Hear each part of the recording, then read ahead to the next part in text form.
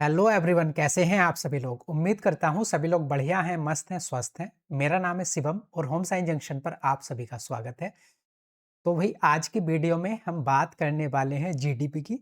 तो particular GDP नहीं पढ़ेंगे, आज के टॉपिक हमारा जो रहेगा उससे पहले कुछ छोटे-छोटे से कॉन्सेप्ट हैं, उनको समझना ज़रूरी है। अगर वो कॉन्सेप्ट हमारी समझ में आ गए तो फिर जीडीपी को या फिर नेशनल इनकम अकाउंटिंग को, इस तरह के कॉन्सेप्ट को समझना हमारे लिए आसान हो जाएगा। क्योंकि हमें चीज़ों को रटना नहीं है, समझना है। तो चीज़ों को समझ के चलेंगे तो हमारे लिए आगे चलकर वो लंबे समय के लिए आसान रहेगा। और कोई भी क्वेश्चन आता है, चाहे फिर वो कॉन्सेप्ट से आए, कितना भी घुमा-फिरा के आए, तो उसको आप कर लोगे, ठीक है? तो हमें यहाँ पर जीडीपी को रटना नहीं है, बहुत सारे आपने जो है फ़ॉर्मूले रटे होंगे, लेकिन रटना नहीं है, समझना है। एक बार समझ लोगे, चीज़ें आसान हो जाएँगी। तो सबसे पहले कुछ छोटे-छोटे से कॉन्सेप्ट हैं, उनको कर लेते हैं। तो सबसे पहला जो कॉन्सेप्ट है हमारे सामने, वो है प्रोडक्शन साइकिल ऑफ गुड्स। तो गुड्स किस तरह की होती हैं, कितने टाइप्स की गुड होती हैं, उनको हम समझेंगे। तो सबसे पहले भई 3 तरह की गुड्स होती हैं, ठीक है? यहाँ पर आपको दिख भी रहा होगा। एक होता है रॉ मटेरियल। तो रॉ मटेरियल से आप क्या समझते हैं? रॉ मटेरियल होता है हमारा कोई भी कच्चा सामान। कोई चीज़ हमें बनानी है, मान लीजिए कि मुझको ये वॉच बनानी है, घड़ी बनानी है, ठीक है? घड़ी बनाने के लिए इसमें जो छोटी-छोटी प्लास्टिक का यूज़ हुआ होगा, कोई और कंपोनेंट का यूज़ हुआ होगा, मेटल का यूज़ हुआ होगा, तो वो जितने भी छोटी-छोटी चीज़ें हैं, रॉ मटेरियल है, रॉ फॉर्म में बिल्कुल, उसको बोलते हैं रॉ मटेरियल। तो रॉ मटेरियल को आप समझते होंगे, ठीक है? तो रॉ मटेरियल हो गया। उसके बाद आता है एक इंटरमीडिएट गुड्स, ठीक है? मध्यवर्ती वस्तुएँ। इंटरमीडिएट गुड्स क्या होती हैं?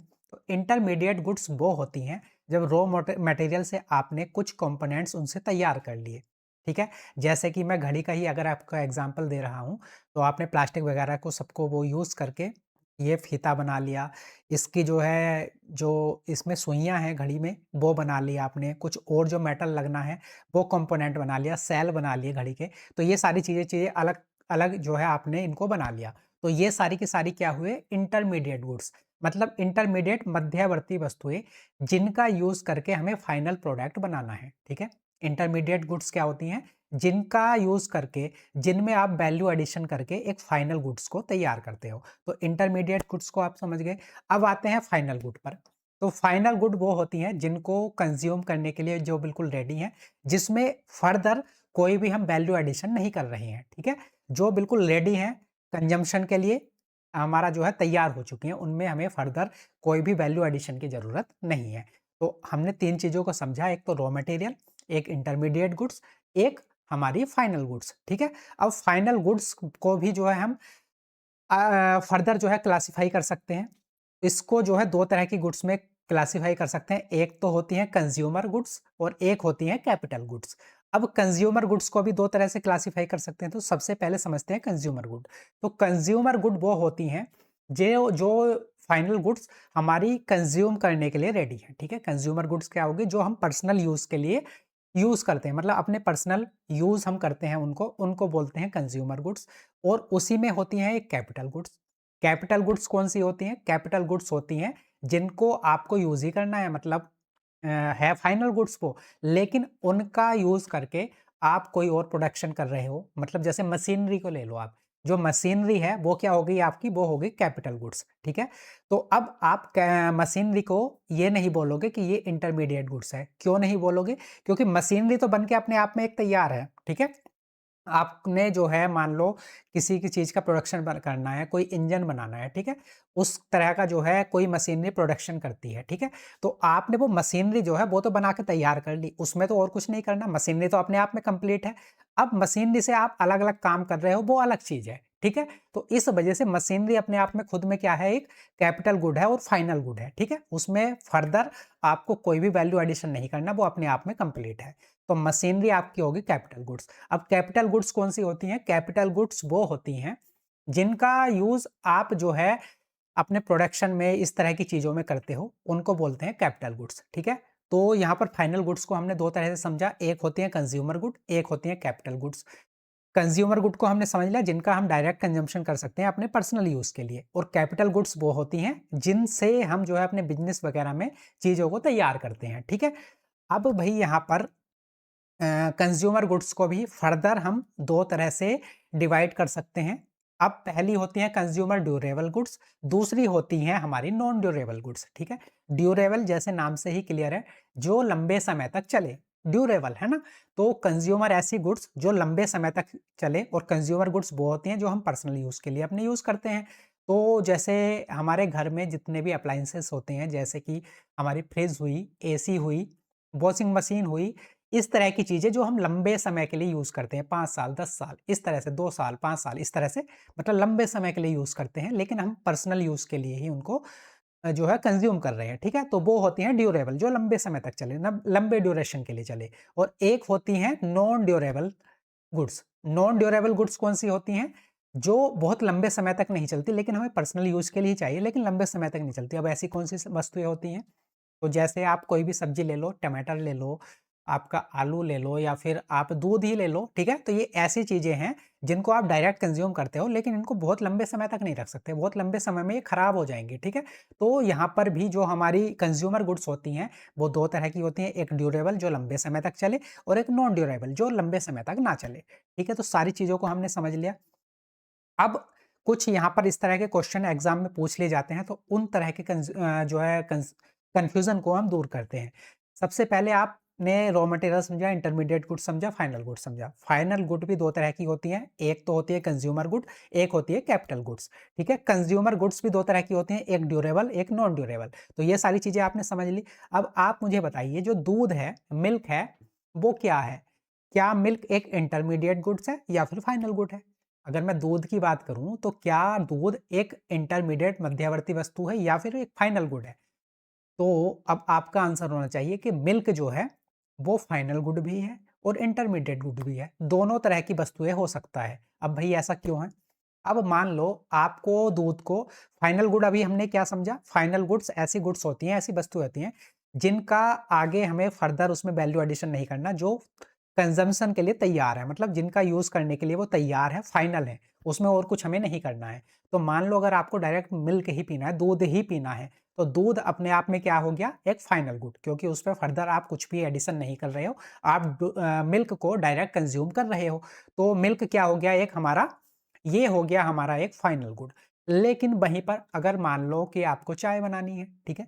चाय बनानी है, कॉफ़ी बनानी है, तो वहाँ पर दूध का यूज़ होगा। अब यहाँ पर दूध का यूज़ करके आप उसमें फर्दर क्या कर रहे हो? वैल्यू एडिशन कर रहे हो, कुछ चीज़ों को मिला रहे हो, मिक्स कर रहे हो, उसके बाद आपके पास एक फाइनल चीज़ बन के आ रही है, चाहे आप कॉफ़ी ले लो, चाहे आप चाय ले लो।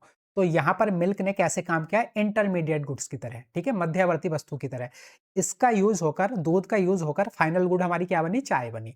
तो यहाँ पर मिल्क क्या हो गया? एक इंटरमीडिएट गुड हो गया। लेकिन जहाँ पर हम मिल्क को डायरेक्ट कंज़्यूम कर रहे हैं, वहाँ पर वो क्या हो गया? एक फाइनल गुड। तो अब एक ही वस्तु 2 तरह की वस्तु हो सकती है, वो इंटरमीडिएट भी हो सकती है और फाइनल भी हो सकती है। अब ये किस पर डिपेंड करेगा कि वो इंटरमीडिएट गुड्स है या फाइनल? वो उस वस्तु के नेचर पर डिपेंड करेगा। अगर आप चाय बनाने के लिए यूज़ कर रहे हो, तो मिल्क हो जाएगा इंटरमीडिएट गुड, और अगर आप मिल्क को डायरेक्ट कंज़्यूम कर रहे हो, तब वो हो जाएगा एक फाइनल गुड्स। तो समझ गए?